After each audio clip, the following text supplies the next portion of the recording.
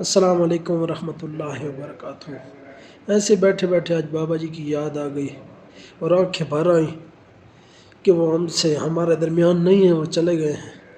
Motor وے پر جب board حکومت کی طرف سے ہٹایا گیا نا، مسجد کا بورڈ جس پر درود و سلام لکھا تھا، تو فوری ایکشن لے لیا گیا اور بابا جی نے ان کو دھمکی دی کہ فوری بورڈ لگاؤ۔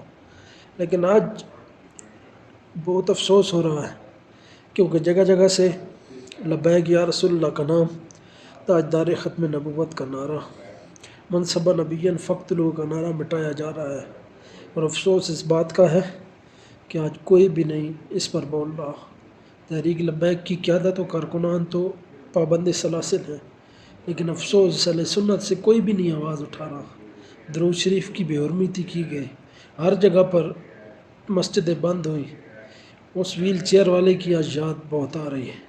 جب کرونا میں صفوں میں وقفہ ڈالنے کا وقت آیا تو وہ چیخ اٹھا کہ وقفہ کوئی نہ ڈالے، وہ چیخ اٹھا کہ وقفہ کوئی نہ ڈالے، مسجدیں بند نہیں کرنی، مسجدوں میں ہی نماز پڑھنی ہے۔ اللہ تعالیٰ تحریک لبیک پاکستان پر اپنا فضل و کرم فرمائے۔